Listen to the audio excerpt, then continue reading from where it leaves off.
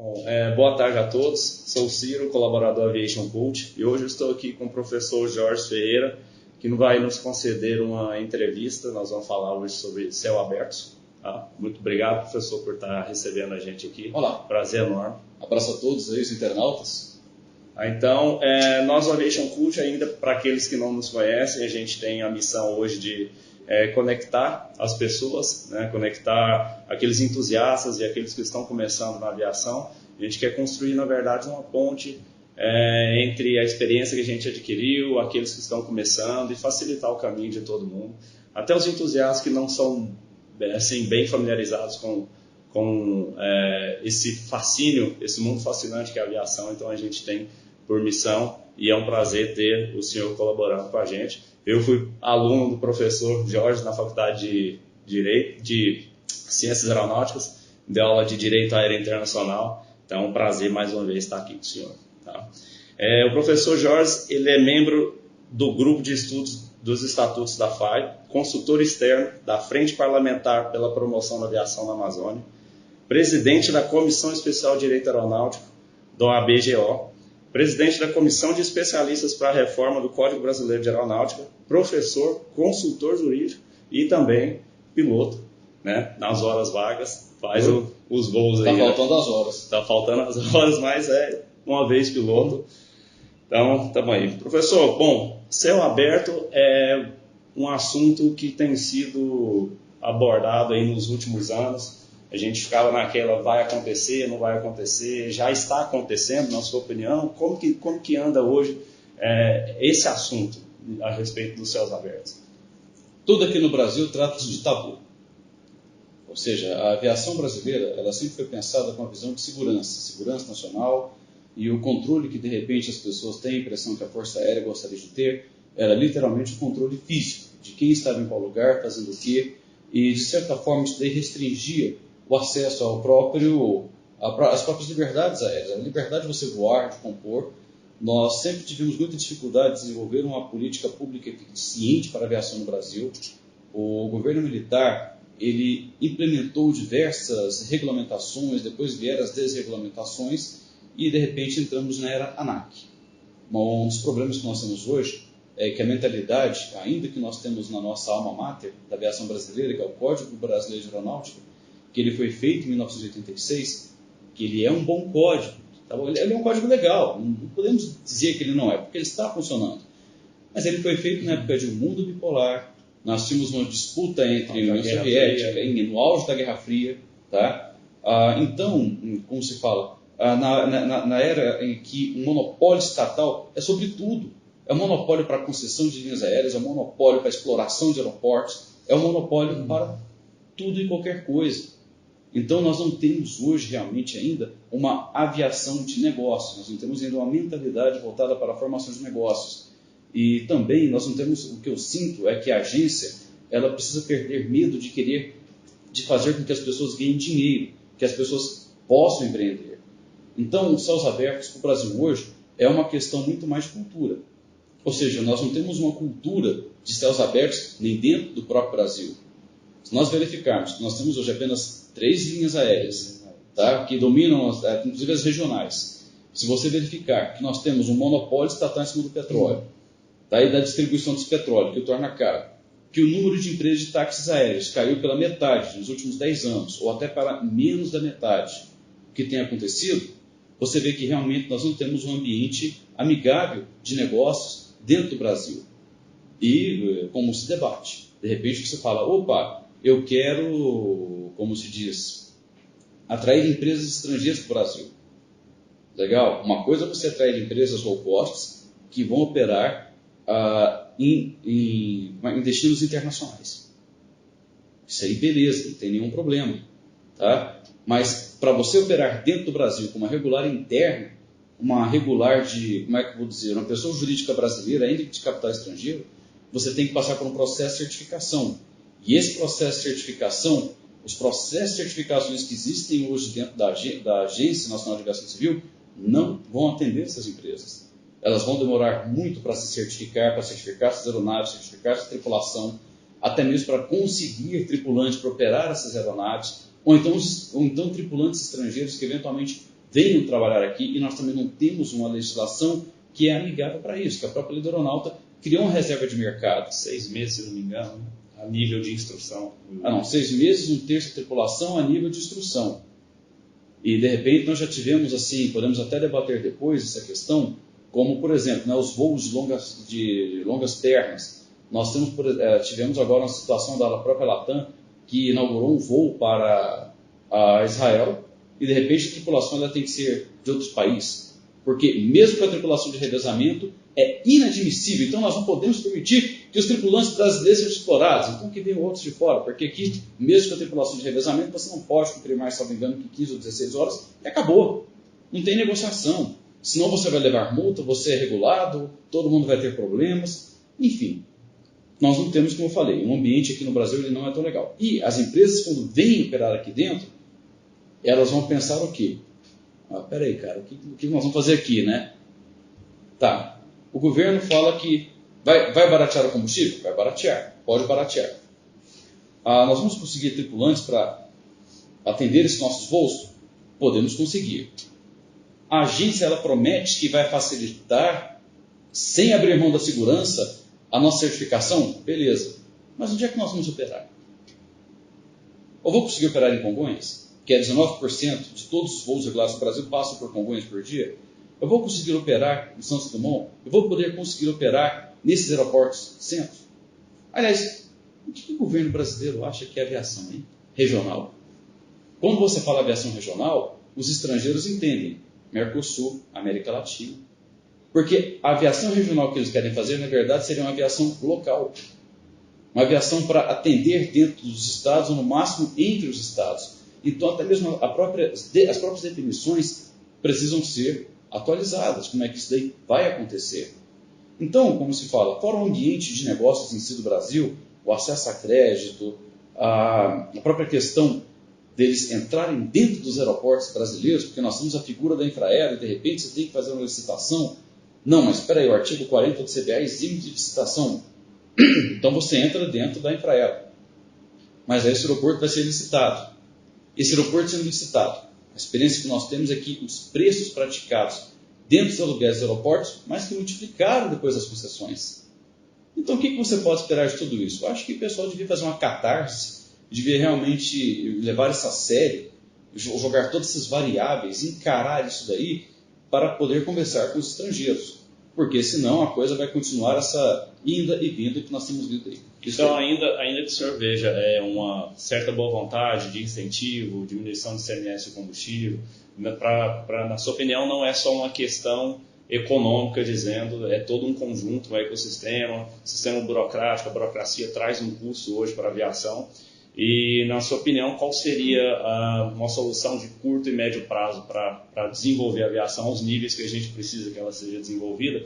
Porque, veja bem, o brasileiro no ranking da população mundial, se não me engano, é o segundo ou o terceiro que mais viaja. Então, a gente tem um mercado latente e, de certa forma, esse mercado é aproveitado por outras empresas, principalmente as outras empresas internacionais, né? E já aproveitando sobre a legislação trabalhista. O senhor acha que a forma como é trabalhada a nível do CLT, dos empregados, né, a relação patrão-funcionário, isso tem um impacto hoje no desenvolvimento da aviação, de certa forma? Não.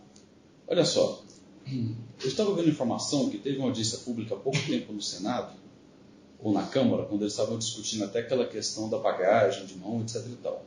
E parece que apesar de nós transportarmos mais de 100 ou 180 milhões de passageiros por ano, não tenho o número preciso agora, apenas 30 milhões de CPFs estão cadastrados como realmente viajantes. Porque você tem aquela pessoa que voa uma vez por ano, você tem, como é meu caso, que voa várias vezes por ano, enfim, então isso daí se repete. Então, se nós temos uma população de 210 milhões de habitantes, apenas 30 milhões voando, você vê que nós temos praticamente o quê? Seria 15% da população? Mercado subaproveitado. Quer dizer, é um mercado que realmente poderia crescer muito em cima disso daí. Uma das soluções a curto prazo poderia ser, já que o governo agora tem a oportunidade de mexer nas agências, tá? E tem até mesmo que analisar como é que ficou a situação da nova lei das agências, sancionada agora em 2019, que limita até mesmo a questão da indicação para próprios funcionários das agências. ou se o governo tiver a possibilidade de escolher diretores para essas agências, porque o governo ainda não conseguiu chegar no segundo escalão, que colocassem pessoas verdadeiramente empreendedoras. Ora, o governo não colocou Salim Matar para ser aquele novo subsecretário para questões voltadas à desestatização, aquela coisa toda. O próprio ministro da Economia não é ele mesmo sim um empreendedor? Ou seja, então nós temos exemplos dentro do governo para isso daí. Por que não levar isso daí para as agências? Ainda mais a aviação, que você precisa fazer negócio. A ANAC tem que parar de achar que ganhar dinheiro é crime, pecado. Não é. Você tem que poder trabalhar, você tem que ganhar dinheiro, você tem que achar os meios, não impeditivos, mas que você possa desenvolver. Para você ter uma ideia, eu estou recebendo notícias agora de que a ouvidoria da ANAC está entrando em contato com operadores que fizeram manutenção em oficinas de aviação para saber se eles foram bem atendidos, se eles queriam fazer alguma reclamação que não poderia fazer para a empresa, que poderia... Cara, peraí, meu. Quer dizer, por que ela vai entrar em contato com um operador que fez a manutenção em uma oficina certificada para saber se tem algum segredo, alguma coisa que quer reclamar, que não está sabendo? Quer dizer, isso daí é uma forma de você estimular o mercado, isso é uma forma de você realmente assim, premiar quem voa. Então, nós temos que colocar realmente nessas agências pessoas que têm empreendedorismo no sangue. Mas a questão da segurança, meu amigo, quem voa quer ganhar dinheiro, quem quer ganhar dinheiro não quer saber de acidente.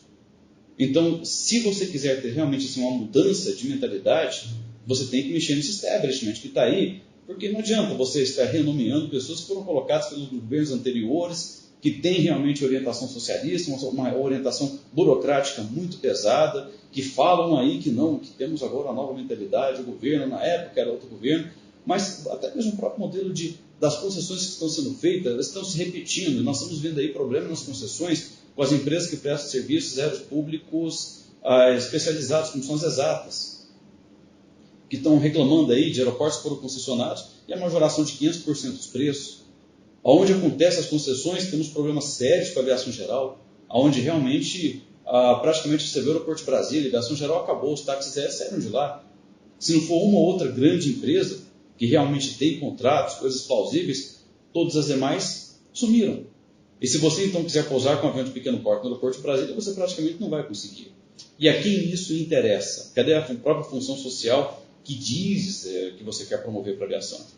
Ou seja, então nós temos essas questões, mas as questões que eu vejo essa mudança, e nós temos uma oportunidade muito grande agora, que é a seguinte: se você realmente coloca empreendedores, pessoas do mercado, para gerir a administração e parar com aquilo também.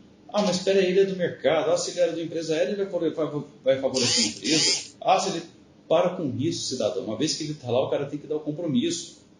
Porque se você aproveita o timing, que nós temos uma nova legislação aí que está sendo engendrada, porque o novo Código Brasileiro de Aeronáutica ele começou a ser engendrado em 2011. Ele começou a nascer em 2012, que foi sob a Comissão de Aviação Civil do Senado. E depois ele nasceu de fato com a comissão especialista em 2015. Foi entregue em tempo recorde o relatório que virou o PLS 358 de 2016 em 2016, coisa de 9 meses depois. Foi aprovado 2 anos depois pela comissão do Senado, comissão de especialistas senadores. E agora, por questões econômicas, ameaças a concessões, não sei o que, está parado. E está para ser pautado, sim, para ser pautado no Senado. Olha que chance de ouro você tem para fazer um novo Código Brasileiro de Aeronáutica, moderno, já linkado à internet, tá? Com novos operadores, com novos diretores de agências voltados a essa nova mentalidade de mercado, com secretários voltados à Secretaria de Aviação Civil. Ou seja, então você tem um timing perfeito para fazer tudo isso hoje. Agora, realmente, o governo tem que abrir os olhos para essa oportunidade.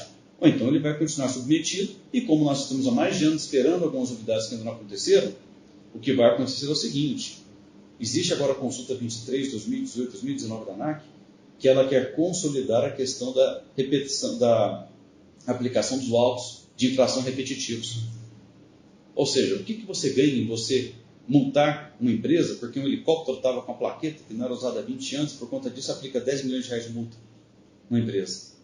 Eu não entendo. Isso favorece. Não entendo, né? Agora, a legislação trabalhista aqui no Brasil, eu acho que quando foi feito o PLS 434, que foi passado para o senador Paim, e que depois foi passado por Jerônimo Guerri e de repente virou a nova lei do aeronáutica, eu não sei qual que foi o timing, o que aconteceu isso, mas logo ele ficou em desuso em relação à própria reforma trabalhista que aconteceu.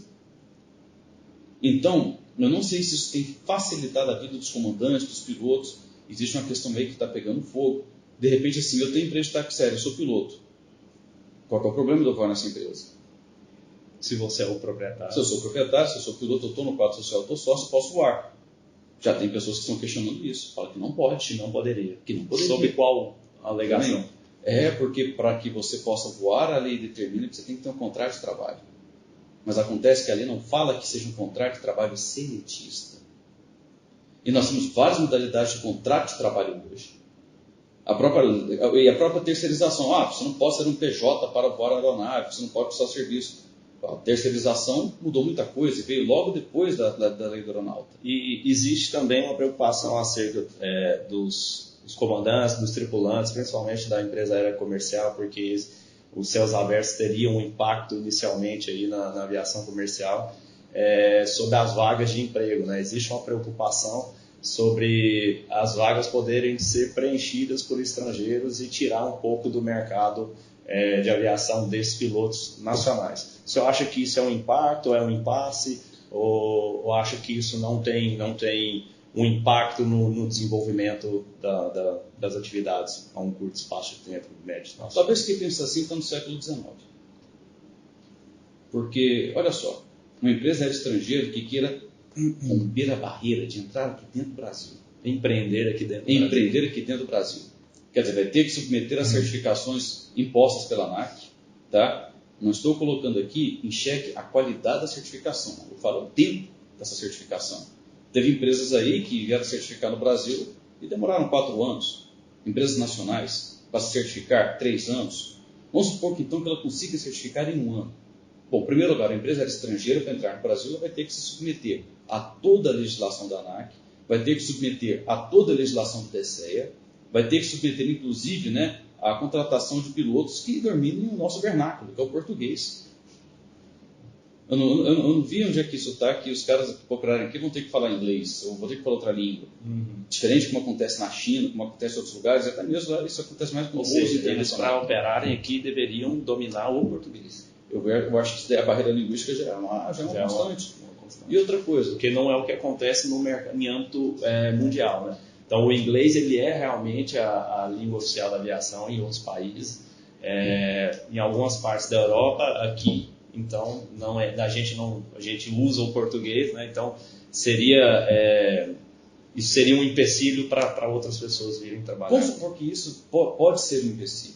Se bem que todas as empresas hoje já estão exigindo para qualquer piloto que ingresse no Doravante, né? ICAO 4, 5 ou Plus.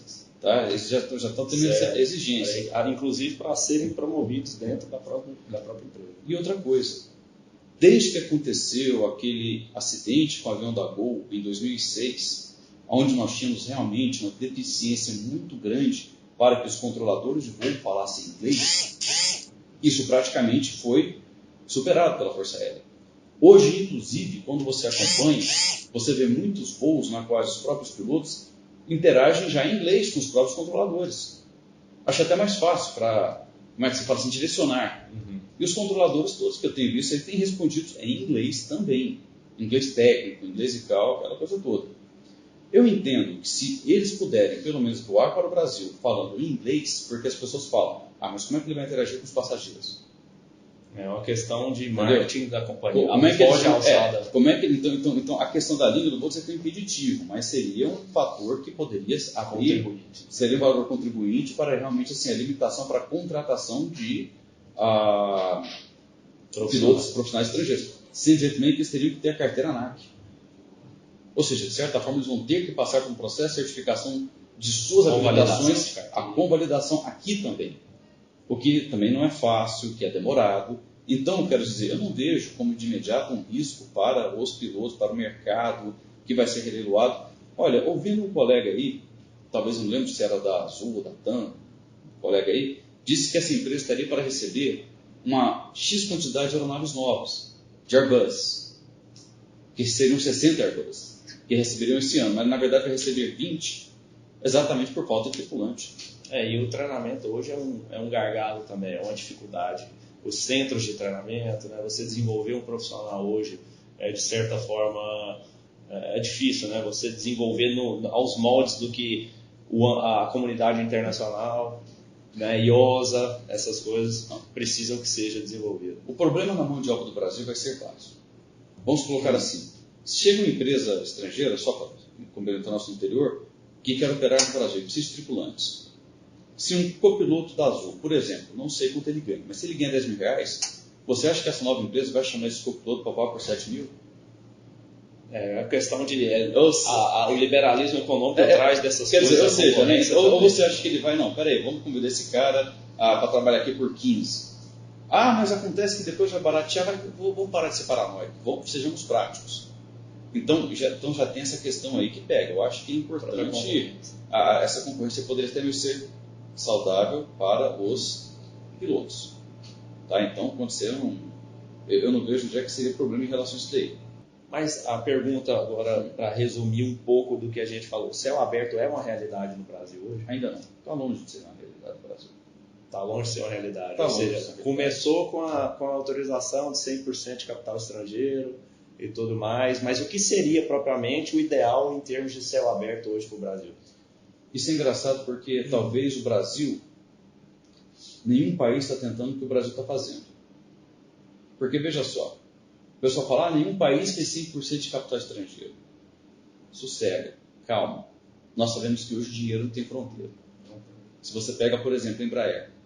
Se brincar, acho que a Embraer está na mão de 4% do governo brasileiro, deve ter nem 8% de acionista brasileiro, entre bancos, alguma coisa. Gigantesca maioria são de capitais circulantes estrangeiros. Segundo, vai ser uma empresa brasileira. Ela vai operar no Brasil. Mas ela vai ser uma empresa brasileira. Ela vai ter... O que significa ser uma empresa brasileira? Significa que ela vai ter que integralizar capital aqui dentro. Ou seja, ela vai ter que ter garantias, ela vai ter que ter patrimônio aqui dentro para garantir eventuais responsabilidades que ela possa submeter. Ou seja, responsabilidade de fundo de natureza trabalhista, responsabilidade de natureza de indenizatória, por assim dizer. Então ela vai ter que ter um dinheiro, vai ter que ter bens, vai ter que ter seguros, alguma coisa. Identidade brasileira. Para garantir. E mais que identidade brasileira, essa empresa ela vai ter que certificar a ANAC. Diríamos uma identidade jurídica brasileira. Total. Mas hoje é como se fala, a Volkswagen. É porque o que todo mundo acha é que, basicamente, vamos pegar a American Airlines, se ela resolver vir voar para cá, ela vai vir colocar os aviões submissa às legislações americanas, respondendo... Não, então ela teria que abrir uma empresa totalmente nova aqui para suprir todos esses voos. Não seria simplesmente a Delta International e voar aqui dentro do Brasil. Não, ela vai ter que construir empresa brasileira, CNPJ brasileiro, tá? E dentro disso, então, ela vai ter que pegar seus aviões e vai ter que colocar o Papa Sierra, o Papa Romeo, o Papa Papá, o Papa Tango, vai ter que nacionalizar as aeronaves, não vai ter aquela caixanga de 6 meses dentro, 6 meses fora, não. Vai ter que nacionalizar as aeronaves, vai ter que padronizar, porque quando você fala dessa oitava ou nona liberdade, nós não vamos aplicar essa nona liberdade no Brasil, que vem uma aeronave estrangeira, com bandeira estrangeira, pega uma passageiro em Manaus, deixa no Rio de Janeiro, depois deixa em São Paulo, e fica fazendo Rio, Manaus, com empresa com matrícula. Não, é empresa brasileira, aeronaves, matrícula brasileira, operando no Brasil, tendo que obedecer esse cabedal horroroso de normas trabalhistas que nós temos aqui no Brasil, que acaba atrapalhando muitas vezes o próprio trabalhador, tá? que impede livre negociação, concorrência. Temos que parar essa história de que, e é por isso o trabalho importante que tem que ser feito, de parar de que o trabalhador é o coitadinho, de que o piloto é o coitadinho, porque a partir do momento que ele tem uma formação superior, que ele passa também a ser um gestor, que ele passa a ter essas responsabilidades, você sobe o nível. Só vai ter um nível de conversa, um nível de interação com a empresa. Então não é mais aquela coisa do cara que, porque, desculpa, eu nunca vi piloto da VASP, Vale, que transborda ser coitadinho. Eu não sei o que aconteceu depois, que tivemos algumas mudanças, algumas crises que deu problema. De repente, agora viemos os novos pilotos. Então, esses novos pilotos que já vêm com a formação acadêmica, coisa que a gigantesca maioria dos pilotos, de até 20 anos atrás, não tinham. Era o segundo grau e por aí vai. Tanto que o curso de ciência aeronáutica é uma novidade, é coisa de 25 anos, 26 anos que existem esses cursos no Brasil. Eu acho que o curso hoje de ciências aeronáuticas é um molde do que é, diante da evolução da informação, a evolução da própria educação, é o suficiente para formar o tipo de profissional que a aviação vai precisar? O senhor tem alguma ideia, diante de um cenário de céu aberto, o tipo de profissional que o mercado vai exigir a esse nível? O senhor é professor? Eu sou professor, eu fui chamado agora novamente na Católica, na semana passada, para lecionar uma pós-graduação sobre logística e políticas públicas para aviação, tá? Então, isso aí, quer dizer assim, até marca o retorno, né, que estou tendo, assim, para a PUC. Parou um pouco, né? Não, eu sempre lecionei na Escola Superior de Advocacia, tá? Outros cursos de pós-graduações, quer dizer, o professor nunca larga, né? Isso. Entendeu? Mas o senhor acha que hoje, o curso de ciência aeronáutica e os cursos que tem hoje disponível para formar o profissional, falta alguma coisa? Você acha que o curso é suficiente? Lógico que a gente o aprendizado tem processos, mas você acha que diante dessa evolução e revolução da educação e da informação, a gente precisa de algo mais? Assim? Vamos lá. Quando eu chequei em Bragança Paulista, em fevereiro, acho que só me engano, 19 de fevereiro de 1999, tá? Foi uma lei, felizmente faleceu, foi o meu checador. É um clube muito tradicional de Bragança Paulista. Depois que eu fiz lá no GXQ, lá no Paulistinha, aquele meu voo de cheque durou 2 horas e meia, tá? Não, realmente o cara me ralou. Depois que eu pousei, estava todo empapado de suor, nem conseguia levantar daquele banco, né, aquela treliça lá. Ele virou e falou o seguinte, ele pegou a faca, virou para mim e falou assim: Jorge, você está checado, sabe o que significa? Que você está autorizado a aprender a voar. Ou seja, carteira de aviador, meu amigo, como disse um ex-aluno meu, você joga para cima e ela voa. Agora, você saber voar, preparar, são outras coisas que são exigidas. A mesma coisa um curso superior. Um curso superior, a ideia não é que ele saia pronto, preparado, mas a ideia é que ele saia pronto, preparado para desenvolver ideias, para que ele possa desenvolver os assuntos, para que ele possa trabalhar tudo com fontes, para que ele não fique no achismo, para que ele realmente possa ser um cientista, é isso que se deseja. E mais do que isso, cientista não é aquele cara maluco que você vê nos desenhos, de jaleco branco, explodindo as coisas, falando alemão. Não. Cientista é um pensador. E mais do que piloto, que ele seja principalmente um gestor. Que ele saiba que esse curso superior vai lhe dar os instrumentos, as ferramentas, para que ele possa interagir com o meio, com a máquina e com a empresa em um outro nível. Não apenas aquele nível de empregado, patrão, também não aquela coisa de ser, como é que fala, né? Carroceiro, virador de manivela. Não. Então não é aquilo que eu falo. Porque as novas tecnologias que estão vindo e as tecnologias autônomas que estão chegando, sendo que a tendência é aquilo que o pessoal fala, olha, daqui a 50 anos você não vai ter piloto nem mais advogado. Então você tem que realmente se preparar. E é uma realidade. Tá? O que vai acontecer? Tá, toda hora o pessoal está avisando, opa, táxi aéreo autônomo, opa, não sei o que é autônomo. Todo mundo vai, quer dizer assim, então assim, já existem carros autônomos. No meu carro... Até na aviação, acho que as empresas agrícolas, se eu pudesse arriscar um palpite, acho que vão ser as primeiras a pararem. O senhor certifica empresas, já participou do processo de várias certificações. Só aproveitando, já fez a certificação de alguma empresa com drone? Já existe regulamentação? Já foi procurado, já estamos trabalhando nisso. Já existe legislação? Porque a legislação é o calcanhar. A tecnologia ela vem, mas a legislação talvez... Nós estamos trabalhando essa legislação. Assim como agora a legislação tem que ser muito aberta. Por exemplo, quando nós fomos atrás da ANAC para fazer uma certificação de um serviço de um site PQD, paraquedismo.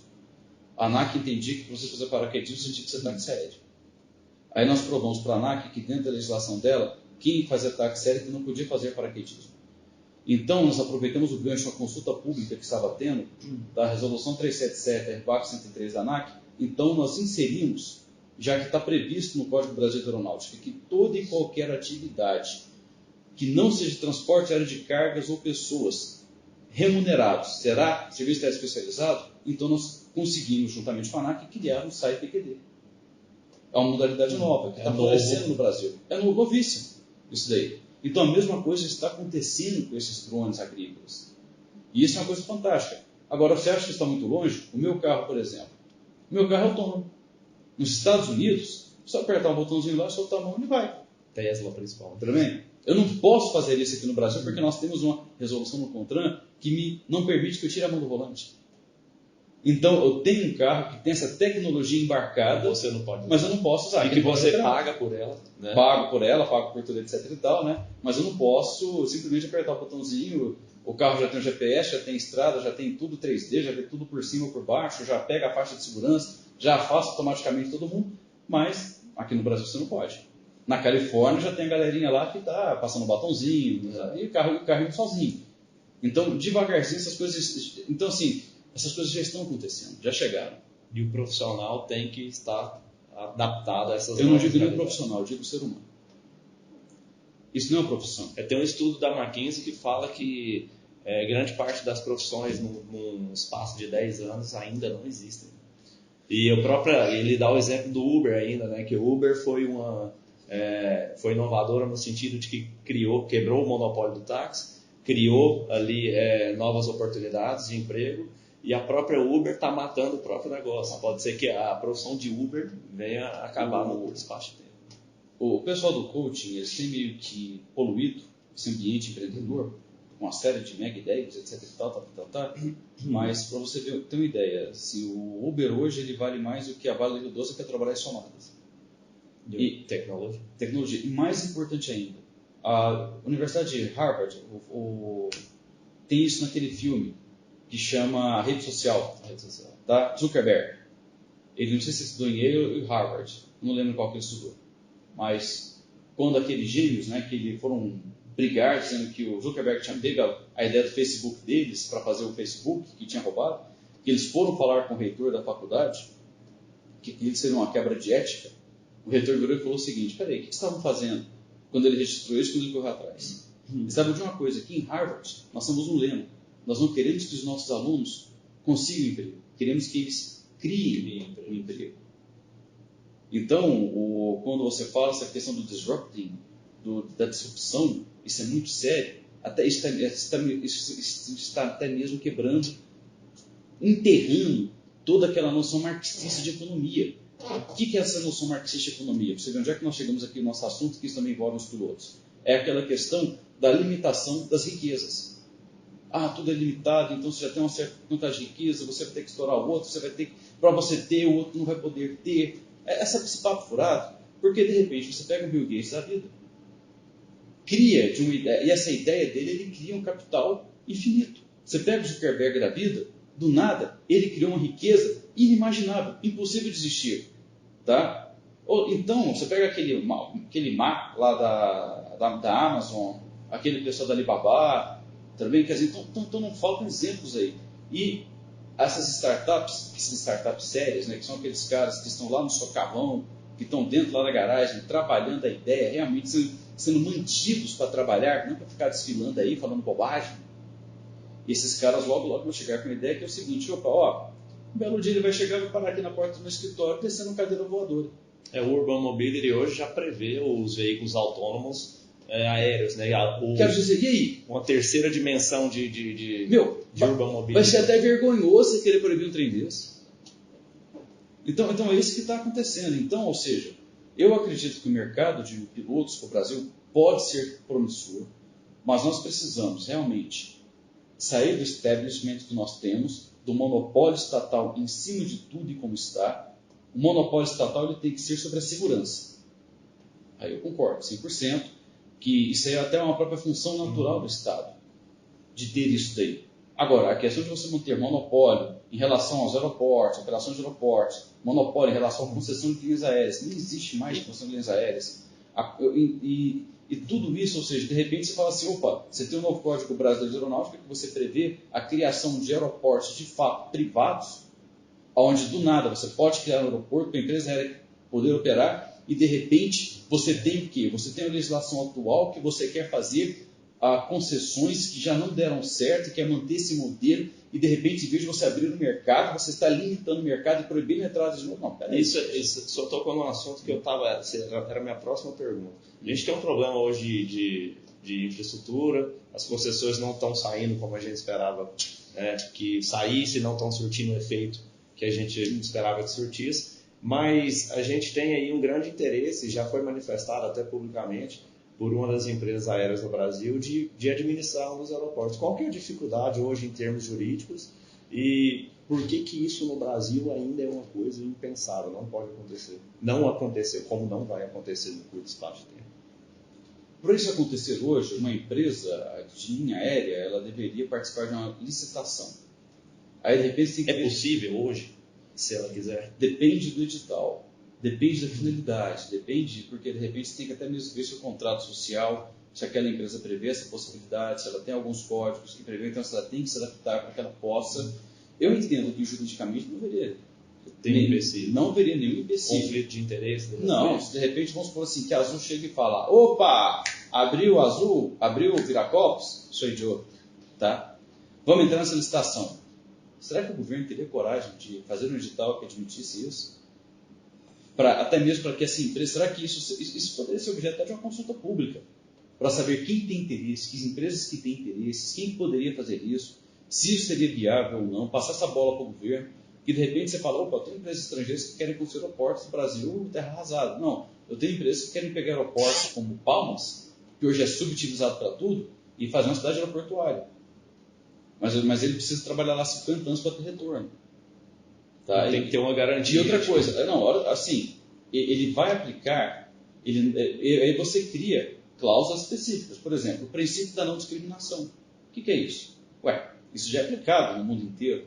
Ou seja, você não pode discriminar uma empresa de linha aérea estrangeira que vem do país A do país B para o seu país. Benefício próprio. Para você, de repente, estar discriminando, está favorecendo alguém e tentando impedir o outro. Então, se de repente você tem uma empresa lá que você vai trabalhar com seus aviões, vai cobrar X reais pelo pouso, vai ter que ser X reais também das demais empresas. Ok? Então, assim como você já tem áreas que você tem que reservar para demais operadores, você também vai ter que deixar áreas especificadas, com normas claras. Agora, regras também que possam ser negociáveis, porque você não pode entrar também, de repente trava tudo. E também nós temos uma insegurança jurídica muito grande no Brasil. Nós tivemos casos aqui no Brasil de licitações, que o governo abriu licitações dentro da Infraero para as áreas operacionais. As empresas conversaram, negociaram 5, 10 anos para as concessões. Foi feito todo o processo competitivo. Houveram as licitações, houveram os editais, com os prazos para 10, para 15 anos. Houveram a fase competitiva, houveram ou não houveram interessados, houve arrematação, houve homologação, e de repente está tudo pronto, o governo fala, não, agora é 2 anos. Aí você fala, oi? Todo o dinheiro investido. Você fala, peraí. Tudo aquilo que eu investi no projeto, em tudo, etc e tal, para concorrer, agora 2. Por quê? Não, é porque, veja bem, porque saiu a portaria, e a portaria das PPIs agora proíbe que a Infraero, que ela faça acima de 2 anos, ou no máximo 3, ela proíbe isso, mas, oi, nós tivemos no edital, nós tivemos impugnações. Essa norma, ela existe desde antes da publicação digital, surgiu durante a publicação digital, não foi alterada, teve a fase, foi feito tudo e agora é 2 anos. O que é isso? Isso é seriedade? Veja bem, é porque, desculpa, é porque é assim, é porque nós não podemos. Você vai poder negociar com o próximo concessionário. Aí você vira e fala, meu amigo, eu não quero negociar com os próprios concessionários. Sabe por quê? Olha o que aconteceu em Brasília, olha o que aconteceu em tal lugar. Todo mundo que estava assim, pagando 10 mil, de repente chegou um novo concessionário para tentar repor as despesas do absurdo preço que pagou, quer me cobrar agora 30, 40, 50 centavos. E aí o dinheiro que é para estar no Brasil vai embora. E outra coisa, e aquela concessão que você faria, daquela área específica, né, que você fala assim, olha, para eu fazer um investimento aqui, eu tenho que ter pelo menos 5, 6, 7 anos para ter um retorno. De fato, quer dizer, eu vou fazer uma licitação para 10 anos, mas eu vou ficar 2 anos parado aqui investindo, tenho que trabalhar 5 anos para pagar e vou ter 3 anos de lucro, para depois ver o que vai acontecer. Para ter uma certa segurança jurídica. Não, de repente são 2 anos. E de repente 2 anos você nem constrói. Professor, e mais 2 perguntas aqui para a gente fechar. Basicamente, a gente sabe também, o presidente Jair Bolsonaro esses dias criticou um pouco o Código de Defesa do Consumidor, né, o quanto isso às vezes, se utilizado de má fé, pode prejudicar as empresas aéreas. O Lito fez um vídeo falando sobre isso também, de fato como que o senhor vê hoje a interferência dessas outras legislações no tipo de serviço aéreo que é fornecido, né, que é prestado? Porque a impressão que eu tenho é que nos outros países, apesar do cliente ter a salvaguarda do serviço, né, ter um aparato jurídico, ela não é tão inclinada somente ao consumidor e não deixa desamparado o operador. Como que o senhor vê isso aqui no desenvolvimento da aviação como um todo para a gente? Sim, isso as empresas, inclusive as estrangeiras que querem operar no Brasil, têm que se preparar com esse passivo jurídico. Não tem nada que possa ser feito. Tá? O que aconteceu semana passada para aliviar é que saiu uma decisão do Supremo Tribunal Federal suspendendo todas as ações envolvendo reclamações de atraso, extravio de bagagens em voos internacionais, porque aí de fato nós temos que aplicar os tratados internacionais e mesmo assim está sendo questionado, porque se isso afrontaria ou não afrontaria a nossa norma constitucional, que seria soberano sobre os demais tratados, mas já houve esse entendimento da STF, pelo menos a suspensão enquanto houver a discussão dessa matéria.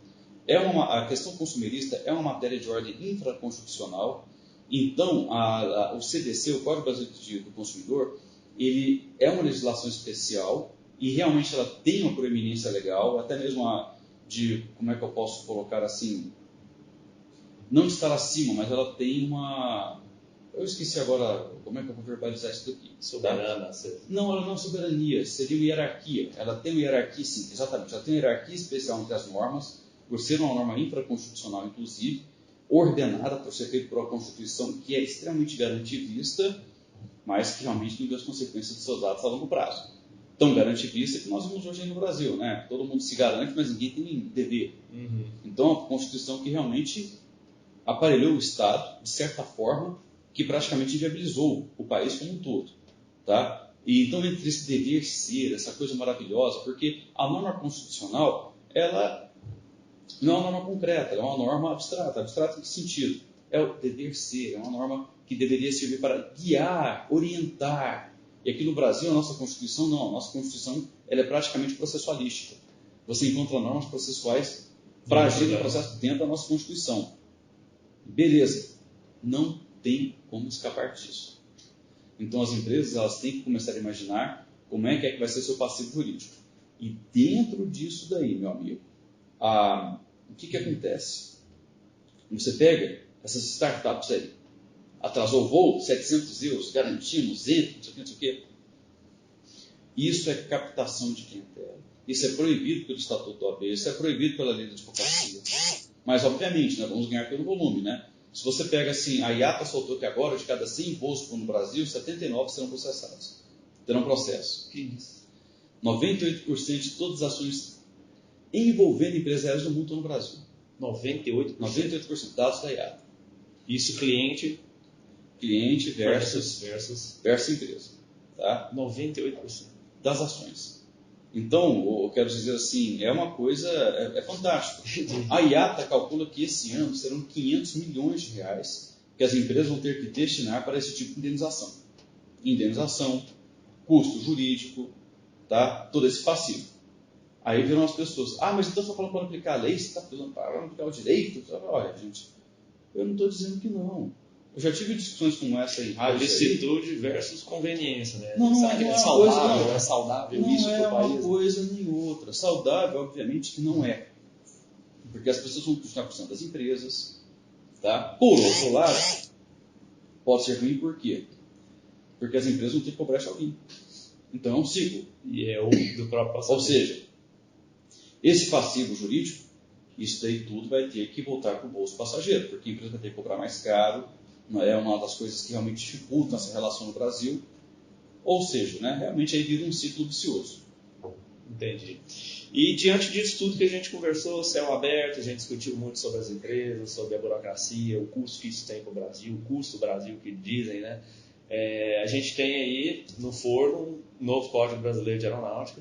Né? Eu queria saber de que forma o código hoje prevê tudo isso, né? Se já está... Ele já nasce, ele está atualizado ou ele já nasce um pouco defasado em relação às questões geopolíticas, como o senhor mesmo colocou o nosso de 1986, ele é extremamente voltado para uma questão geopolítica diferente que a gente tem hoje. E como que está? Ele já prevê tudo isso, questões trabalhistas, questões de mão de obra, questões de comerciais, da política de céu aberto e tudo mais? Prevê.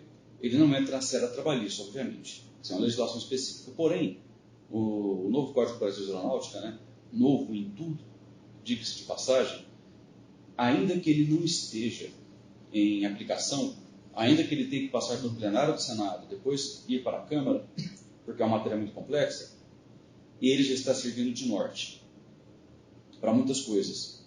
Ou seja, quando o governo for lançar as portarias prevendo a abertura do capital de 100% das empresas, mas a abertura do capital não é daquilo que eu falei. Você vai ser uma empresa brasileira de capital estrangeiro, mas você vai ser uma empresa brasileira. Tudo isso se baseou nos estudos que foram feitos pelo novo CBA. Então já está lá. O impacto em relação às empresas. A própria questão, por exemplo, o novo CBA, ele traz um capítulo interessante que fala a respeito das exigências para a qualificação dos diretores da agência. Exige que eles tenham pelo menos 6 anos de experiência, que sejam da área, que já trabalhem no setor e que seja provado objetivamente. Quer dizer, então já traz uma série de inovações nesse sentido. Ano passado, então, foi feita a lei das agências, a lei de indicação, quer dizer, então tudo isso daí, o novo Código do Brasil de Aeronáutica, ainda que não esteja sendo aplicado, ele já está servindo como farol daquilo que será. A própria questão, que é tão temerosa de manter esse modelo de concessão, que o governo aí fala que arrecada bilhões, que vai ser muito bom, que é excelente, etc. e tal. Sim, os aeroportos estão mais bonitos, apesar de não estarem acabados, mas se você vê os cacarecos que cada aeroporto tem, são coisas fabulosas. As melhorias, na minha opinião, se limitaram a questões de infraestrutura percebida pelo cliente. Para o usuário, eu acho que não houve muita mudança em termos de auxílio à navegação, essas coisas, questões... Não, para os operadores, não, nem tanto. De fato, isso aí não houve, né? Quer dizer assim, o Aeroshopping, a perfumaria ficou muito bonita, mas eu penso na Infraero em 2010. A Infraero em 2010, tem esses dados disponíveis, ela era uma empresa que na época faturava 1 bilhão e 300, faturava, não sei se era 3 bilhões de dólares, 3 bilhões de reais, na época, 3 bilhões de reais a Infraero em 2010, tinha 64 aeroportos, apenas 13 aeroportos superavitários. Mesmo assim, ela batia mais de 3 bilhões e 300 milhões de reais de faturamento. Era uma empresa que tinha em caixa 1 bilhão e 400 milhões de reais. Tudo bem, que esse caixa ele estava, como é que se fala? Contingenciado, mas nominalmente tinha. E ela tinha um lucro de 10%, lucro líquido, de 330 milhões de reais. Quer dizer, mesmo administrando mais de 50 aeroportos, ineficiente, por assim dizer, né? Mas era subsidiada de aeroportos, era viável, porque ela fazia isso até mesmo para uma função social, né? Ela tem que bancar os postos avançados de aeronavegação em Tarauacá, Boca do Acre, mais de 80 pontos de navegação que ela tem para integração nacional. Né? Quer dizer, aeroportos como Valdecans, aeroportos como Cruzeiro do Sul, aeroportos como Valpes, tudo isso ela bancava e fazia tudo. Então, era uma empresa que eu acredito que, inclusive, ela teria até mesmo condições de participar de pé de igualdade com as que entraram para fazer aquelas nebulosas concessões que aconteceram. Tá? Pois muitos players ainda estão por aí. Então, como se fala, nós temos tudo no Brasil, aquilo que eu te falei. O mercado aeronáutico brasileiro é muito pequeno. Precisa ser desenvolvido. Nós temos que ser desenvolvidos, nós temos que ser disruptivos mesmo, com essas ideias de tudo que está acontecendo. Nós temos que encarar esses establishments.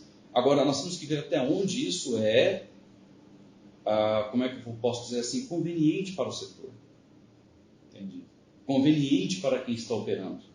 Nós temos que ver até que ponto isso é interessante para essas 3 empresas aéreas que estão aí, que dominam o mercado. Tá? Dominam no bom sentido, é claro. Nós não podemos tirar o mérito dessas grandes empresas que estão voando. De empreender em um ambiente hostil. De empreender no ambiente, estar aqui trabalhando, estar batalhando, gerando milhares e milhares de empregos. Tá? Mas assim, até que ponto isso dessas empresas é interessante ser mantido como está? Qual o momento que isso não mais será interessante? E no momento que isso deixar de ser interessante, aí que vai acontecer a magia. Sim. Aí que realmente nós vamos ter o grande punch, o grande diálogo, o grande momento que nós estamos todos aí esperando. Há muito tempo. Tá? Há tanto tempo, né? Quer dizer, até quando vai apertar o nó do cadastro? Será que essas empresas vão lutar para que não entrem concorrentes aqui dentro? E como é que isso aí vai ser feito? Então nós temos muita coisa para debater ainda. O negócio não acaba por aí, não. Eu já tive a oportunidade de ver um dos CEOs de uma dessas grandes empresas aéreas falar que ele é favorável à política de céu aberto, mas que por questões de que ele acredita que as empresas que vão vir para cá vão ter melhores condições de concorrência e que ele acredita que isso deva ser gradativo para que as empresas que aqui já estão não se encontrem diante de uma concorrência desleal. Vamos lá. Nós temos que pensar no caso da Gol. A Gol, quando começou a operar 7 aeronaves novas, pagas, tá? E começou o quê? Enxutas. Na época, acho que a Varig tinha 72 aviões e 30 ou 40 mil funcionários. 30 mil funcionários, não lembro perfeito. Quer dizer, você pega 70 aviões, você vê que você tinha 500 funcionários por avião. Diretos e indiretos. Diretos e indiretos. Aí, de repente, você chegava como é que fala? Chegou a Gol com coisa de 30 empregados por aeronave. Opa! Uma mudança. Quer dizer, isso é quebra de paradigma. Tentou implementar um conceito low cost mesmo, né? Que acabou não se provando. Esse conceito de low cost é uma coisa que aqui no Brasil realmente eu não vejo ambiente para essa discussão. Porque o que é low cost para o passageiro? Low cost para o passageiro não vou ter mais comida a bordo. Poltrona menor. Tá? E você nem percebe mais isso em relação, né? A não ser que você voe TAM. Então, realmente, as poltronas estão realmente tão ruins. Eu fico apertado na TAM, cara, com todo respeito, né? Não, acho que a pior era a Webjet. Não, a Webjet nem reclinava. Entendeu? Isso eu lembro da Webjet. A BRA também era terrível. Viu? Então, assim, para o brasileiro a low cost é aquela que... Não, mas agora, o que significa ser low cost? Low cost significa o quê? Tem o equipamento, você quer trabalhar nesse equipamento para me dar dinheiro? Quer dizer, contratado aqui vai ser só o piloto. O resto, meu amigo, o resto é só o terceirizadão mesmo, diretão, que vai chegar aqui e vai estar prestando... Esse conceito não tem aqui no Brasil. Não tem. Ainda não vi ele ser aplicado a pleno aqui no Brasil. Viu?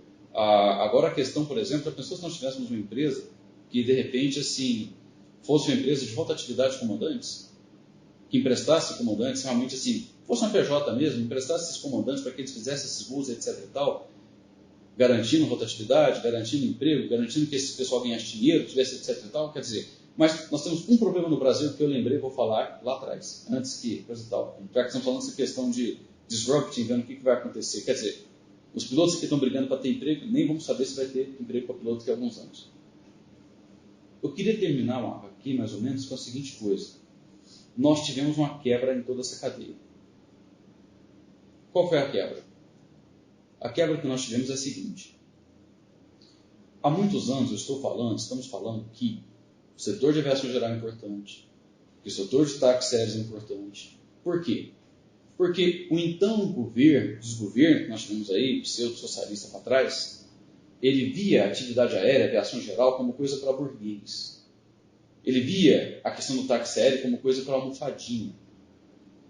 Essa visão, de certa forma, ela se infiltrou em várias áreas do governo, então ela foi se perpetuando. Tudo bem, você ter seu avião porque você é burguês, você tem que gastar dinheiro mesmo, tem que pagar IPVA, tem que pagar não sei o quê, tem que pagar taxa cara, entendeu? Porque só tem 20 mil aviões no Brasil, então é a elite das elites, entendeu? Tem que bancar o resto mesmo. Só que o que essa visão perversa pode ter gerado? Pode, tá? Eu falei no começo da nossa conversa que até 2012 nós tínhamos acho que 180 empresas de táxi no Brasil, tem que lembrar esses dados. Ano passado tínhamos fechado com 106.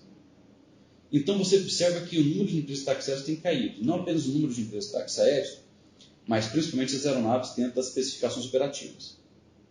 O que isso significa? Ou seja, as que ficaram tiveram uma redução drástica de capacidade. Tiveram redução, tá? Mas o que isso significa? Proficiência dos pilotos. É o nascedouro dos comandantes. A aviação geral é onde você, onde nós vamos guiar as nossas asas, onde vamos ganhar a nossa proficiência, onde nós vamos ser pé-mão, onde nós vamos voar aqueles cacareco Piper da década de 70, 60, que no Brasil a maioria é isso, adquirir o dinamismo das operações. Né? O dinamismo das operações, de respeito, você vai conhecer o meio, você vai conhecer as pessoas, vai conhecer a linguagem, onde você vai criar o tesão, onde vai ser injetado em você o aerovírus, o aeropocos, chama do que quiser. É a paixão, é o nascedor, é ali. Onde você vai ganhar a sua proficiência. Não quero ser piloto de aviação geral, quero ser piloto executiva, tchau. Mas a grande maioria não tem esse desejo. A grande maioria tem o desejo de ir para as linhas aéreas. Claro, estabilidade, é tudo aquilo que busca o ser humano. Ter um bom emprego, tá? Falando bem do sindicato, essa coisa toda. Enfim. Mas então, cara, os táxis aéreos diminuíram em número, tá? Os pilotos que estão lá também não estão seguros muitas vezes para sair. Não sei se ganham bem, se ganham mal, mas nós tivemos um corte nessa corrente, na questão da formação de mão de obra. Não digo nem a formação, porque táxi não forma mão de obra, mas ele qualifica. Você sabe, quem já voou uma lote, quem já fez aquela coisa toda, né? Voou na 7. Não, quem voou na 7, quem voou na Brasil Vida, quem voou nessas empresas que nós temos aqui em Goiás e outro no país inteiro, né? Sabe o que é. Ter que pegar índio em pista, ter que pegar aquela coisa toda, né? E a importância que essa aviação tem para integrar todos os municípios, né? Se não me engano, municípios... Eu não vou entrar nesse assunto agora, porque já está claro, vai ter que... Não sei se vai ser feito uma parte, duas partes nessa conversa. Vamos cortar. Até pelo seguinte, né? Porque hoje as empresas de táxis aéreos que operam para as pistas indígenas, isso dá até um outro programa, elas operam em pistas indígenas, nas pistas que não são homologadas. E a ANAC está multando as empresas que estão cumprindo contratos federais por isso. Olha que beleza. Vai dar tudo certo, com cedilha, né? Então, meu amigo, você fala, e a mão de obra? Vai faltar ou vai ter? Nós temos, por um lado, um grande número de pilotos da aviação comercial desempregados, que ficam nos aeroportos aí, implorando serviço, ficam voando ainda para fazer freelancer, para desafiar a ANAC, para desafiar o sindicato, todo mundo que ele está fazendo e não está fazendo. Por outro lado, temos as linhas aéreas que estão começando a reclamar da falta de qualificação de pilotos. Por que nós temos tantos pilotos na aviação geral que não conseguiram se qualificar, não conseguiram fazer o inglês? E, de repente, nós estamos o táxi aéreo no meio. Tá? Quer dizer, se o cara não consegue pagar o prato para comer, ele vai conseguir estudar inglês? Acho difícil se qualificar em inglês. Então, no Brasil, é aquilo que eu falei, nós tivemos em algum momento, talvez algum especialista fale até melhor disso, que quebrou essa corrente dessa formação, dessa alimentação de pilotos qualificados, dos táxis aéreos, dessa mão de obra para as linhas aéreas. E aí, meu amigo, não adianta. Vai chegar uma hora que nós vamos ter que dar uma de China, vamos ter que dar uma de Catar, vamos ter que chamar a galera de fora e só lamento. Porque senão, ou você faz isso, ou por egoísmo, você não pode chamar os estrangeiros, então você vai negar o serviço à população, você vai negar emprego, você vai negar uma série de coisas. E não falo emprego apenas para os pilotos. Aí é que é a visão egoística. São os mecânicos de voo, são os auxiliares de pistas, são os agentes que existem, são os DOVs. Então, quando você fala a questão de pilotos estrangeiros do Brasil, ai que horror, não, meu amigo, deixa de ser ruim. Pensa que a cadeira é muito mais extensa. E que mais cedo ou mais tarde, se ela vai ter que ser refeito. Que nem as empresas de fora, que pagam para os pilotos treinarem lá, inclusive. Espero que nós cheguemos a esse momento, a esse ponto. Porque é aquilo que eu falo, amigo, nem 15% da população brasileira voa de avião. Espero que, para dobrar isso daí, nós vamos ter que reformular, revolucionar tudo. Bom, a gente conversou aqui com o professor Jorge Ferreira, gostaria de agradecer o tempo que o senhor disponibilizou, compartilhar todo esse conhecimento adquirido aí na aviação internacional e nacional. Hoje tem contribuído muito, né, o trabalho que foi feito à frente do Código Brasileiro de Aeronáutica, entre outras empreitadas que o senhor vem encabeçando. Muito obrigado pela atenção, muito obrigado por estar aqui conosco e esperamos por uma nova oportunidade. Vamos falar novamente, é sempre muito bom falar de avião, tá? Agora melhor que falar é realizar. Então, assim, não desistam dos sonhos, vamos voar, vamos dedicar. Aqueles que querem empreender, por favor, vamos empreender. Tá? Eu sei que os desafios são gigantescos, mas a sua vontade tem que superar tudo isso. Ok? Forte abraço. Obrigado.